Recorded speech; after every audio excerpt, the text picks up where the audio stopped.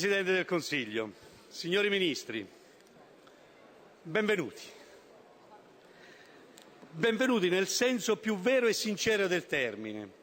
Benvenuti perché è meglio che ci siete voi al governo che quelli che sedevano fino a ieri nei vostri banchi. Questo pensiamo noi dell'Italia dei Valori.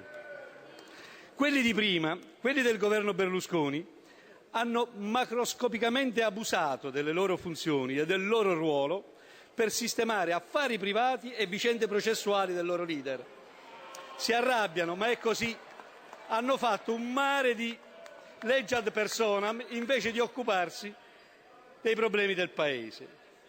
A voi tocca il compito di riscattare agli occhi dell'opinione pubblica, sia italiana che internazionale, la credibilità del nostro Paese. Lo sapete benissimo, lo sanno anche loro, per questo si arrabbiano.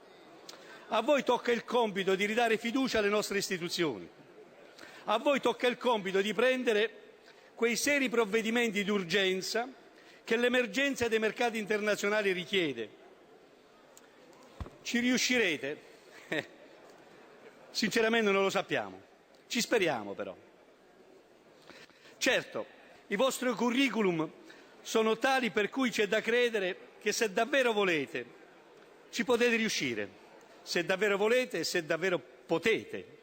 Per questo, per aiutarvi, noi dell'Italia dei Valori vogliamo, da parte nostra, fare la nostra parte. Vogliamo aiutarvi a raggiungere questi risultati di maggiore credibilità, di ripresa di fiducia nelle nostre istituzioni, di ripresa economica e di maggiore coesione sociale.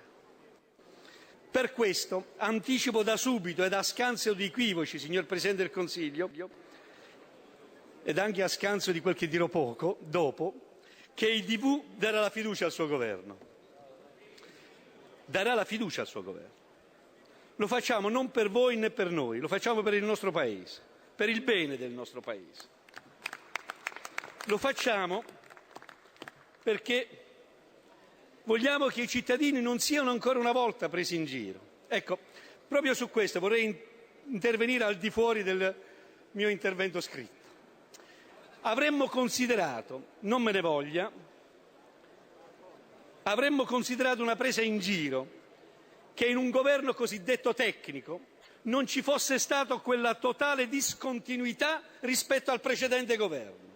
È questa la ragione per cui noi abbiamo detto no e diciamo ancora no all'ingresso di politici nel governo e soprattutto all'ingresso di esponenti del passato governo a questo governo. E questa è la ragione per cui abbiamo detto no a quelle alte personalità che ancora oggi lei ha voluto ringraziare guardando sul palco. È questa la discontinuità che le abbiamo chiesto, rispettando il suo pensiero, ma la ringraziamo di aver rispettato la nostra ferma posizione rispetto a questa valutazione. Noi abbiamo voluto presentare una distinta mozione di fiducia, come lei avrà avuto modo di vedere. È una nostra mozione di fiducia in cui non ci siamo voluti limitare, come hanno fatto gli altri esponenti politici che pure le danno la fiducia, a dargliela in bianco. Noi gliel'abbiamo voluto dare in modo chiaro e trasparente, esprimendo e chiedendo cosa vogliamo che lei faccia per gli italiani, dicendo in modo chiaro e trasparente qual è la nostra posizione rispetto alle emergenze da portare avanti. Quindi non può essere una fiducia che noi a priori diamo in bianco a occhi chiusi. E questo non vuol dire non avere fiducia in lei, vuol dire mettere per iscritto ciò che vogliamo che si faccia, ciò che crediamo sia opportuno e necessario si faccia. Perché è bene che restino negli atti le parole e i fatti. Certo, sappiamo bene che lei questa fiducia non l'ha potuto mettere alle votazioni perché i regolamenti parlamentari impongono che un voto di fiducia si voti e noi quel voto di fiducia che ci ha chiesto gliela daremo. Però non metta da parte quelle richieste specifiche che sul nostro voto di fiducia abbiamo fondato il nostro impegno di rispetto nei suoi confronti. Perché mi creda, signor Presidente, se dovesse davvero riuscire a portare in aula alcuni di quei provvedimenti che lei ha detto, di cui lei ha fatto cenno, Mi riferisco per esempio alla liberalizzazione delle professioni, mi riferisco all'abolizione di taluni albi, mi riferisco allo smantellamento delle corporazioni. Lei non lo sa ancora forse, signor Presidente, ma probabilmente gli unici a votare a suo favore qui dentro saremo noi dell'Italia dei Valori, al di là delle parole. Poi bisogna vedere se glielo fanno depositare questi atti. Ecco perché non ci piace e non ci convince questa fiducia in bianco, di cui abbiamo massimo rispetto nei nostri partner politici che poi le danno la fiducia. Noi vogliamo che ci sia un patto chiaro. Questo perché noi non possiamo accettare una impostazione a priori di fiducia al buio senza sapere in concreto cosa volete fare per rendere operative quelle buone intenzioni che avete detto. D'altronde, mi perdoni signor Presidente, ma lasci che glielo dica, e con questo vorrei anche stringere la mano, lo farò subito dopo, ad uno dei ministri del suo governo, il Ministro dell'Ambiente. Ma insomma, non trovava niente di meglio che andare a un giorno da pecore per dire che ci voleva ancora una volta le centrali nucleari. Cioè, è una questione di rispetto della volontà popolare, al di là dell'opzione tecnica.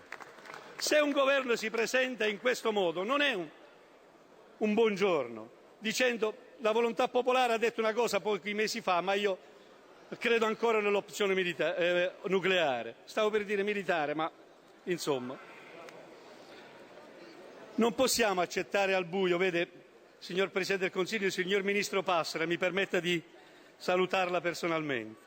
Non possiamo accettare al buio il vostro e il suo programma di sviluppo economico, infrastrutturale, dei trasporti e delle telecomunicazioni, ma non perché abbiamo qualcosa da ridire, perché non la conosciamo. Obiettivamente non ci avete detto niente. Questa idea di approvare al buio quel che lei potrà fare è per rispetto a lei stesso che io non posso approvarla al buio e posso soltanto dire vediamo cosa sapete e potete fare.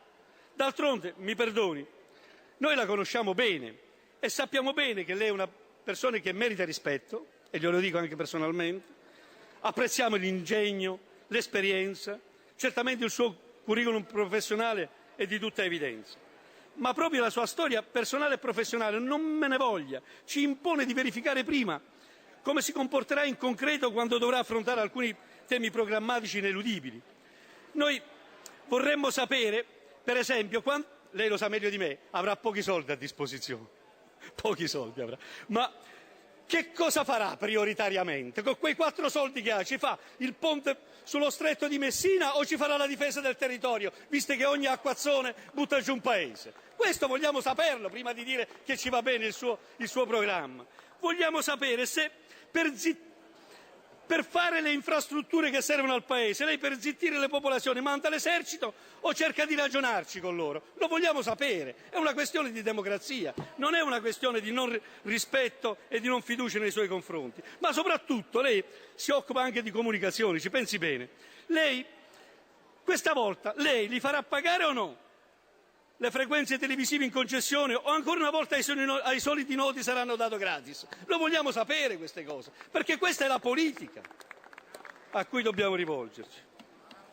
Potrei insistere sul calcolo delle tariffe autostradali, potrei insistere sulla scelta a cui affidare in concorrenza i treni che sono adesso affidati da Trenitalia e così via.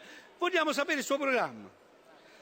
Conosciamo bene ed apprezziamo per esempio la professionalità e la competenza dell'avvocato Paola Severino. Crediamo che abbia tutte le carte in regola per fare il Ministro della Giustizia, ma non sappiamo in concreto che cosa vuole fare per far funzionare la giustizia. Sappiamo la sua storia personale, professionale, quando ha mostrato scetticismo in ordine alle intercettazioni telefoniche e a quello dell'uso dei pentiti. E allora cosa farà adesso? Farà da spalla alle richieste di Berlusconi, che ancora ieri ha rilanciato il taglio all'uso di tali strumenti, o starà dalla parte di quei magistrati che ne chiedono l'ampliamento? È il programma che non conosciamo.